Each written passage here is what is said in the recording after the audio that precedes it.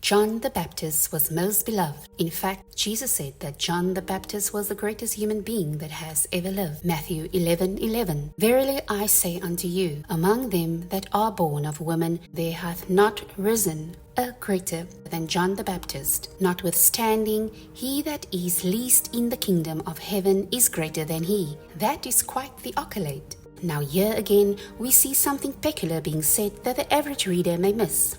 Among them that are born of women. Of course, John the Baptist would be born of women, so why point that out? Oh, but there is a meaning here that we can't ignore. Do you see it? Jesus didn't say that John the Baptist was born of a woman, singular. Jesus said that John the Baptist was born of woman, plural. In other words, John had many mothers. Is Jesus trying to tell us that John the Baptist was reincarnated perhaps several times? Let's keep going. Matthew 11:13-14. For all the prophets and the law prophesied until John, and if ye will receive it, this is Elias, which was for to come. Look at that. Jesus said clearly and concisely that John the Baptist is not only reincarnated, but the reincarnation of Elias, a very famous prophet. Back in those days, there was a prophecy that Elijah, would be reincarnated. And now Jesus himself stated that the man standing there, John the Baptist, was Elias reincarnated. Note that Jesus said, if ye will receive it, because this is something that is hard to believe and takes great spiritual maturity and wisdom to discern and process the revelation. Again, only those willing to receive it will acknowledge it. But wait, maybe this was just some silly metaphor and Jesus really didn't mean what he said. No, Matthew 17:11. And Jesus answered and said unto them, Elias truly shall first come and restore all things. Truly is not a word to be taken lightly. The use of the word truly reaffirms the fact that what Jesus said was truth. Jesus continues, Matthew 17:12.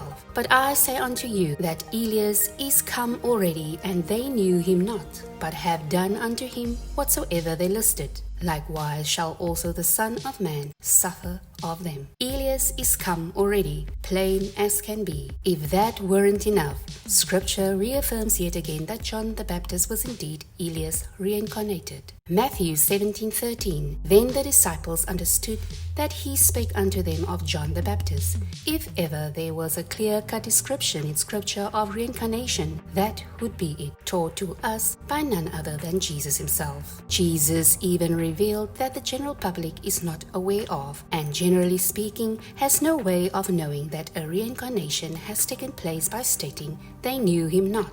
Even John himself may not have realized he was the reincarnated Elijah. John 1:21. And they ask him, What then? Art thou Elias? And he saith, I am not. Art thou that prophet? And he answered, No. This is perfectly understandable because very few people can remember a past life. Yet Scripture reveals that when John continues to speak, he is speaking as the reincarnated Elijah. John 1:23. He said, I am the voice of one crying in the wilderness, make straight the way of the Lord, as said the prophet Isaiah.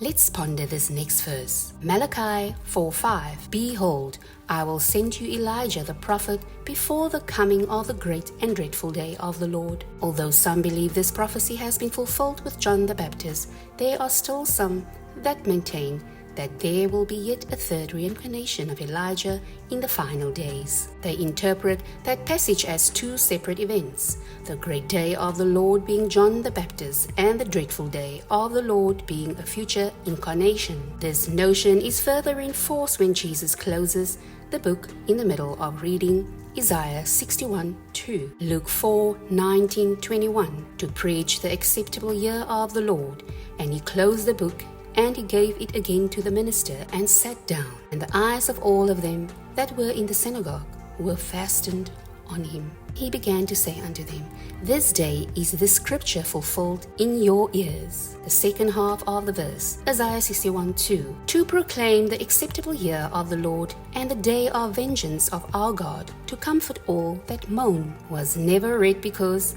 it is a future event. The day of vengeance. Did you notice that Jesus has just taught us gap theory is now gap fact? The next time your pastor tells you how ridiculous it is to have a gap of time in the middle of a verse, you can now set them straight.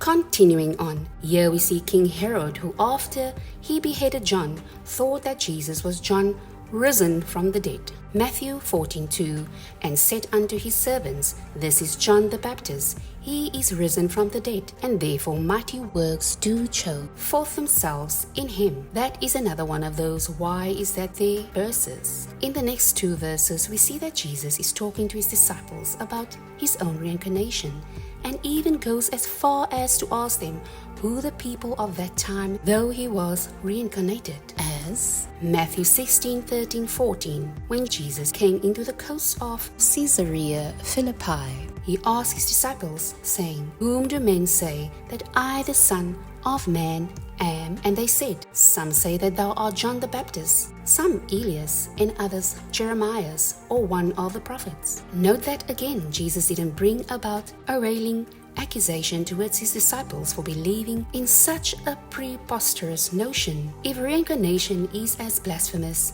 as the modern church would have us believe, then why didn't Jesus rebuke them right then and there? Instead, Jesus seemed to be perfectly content with the fact that the general public believed in reincarnation.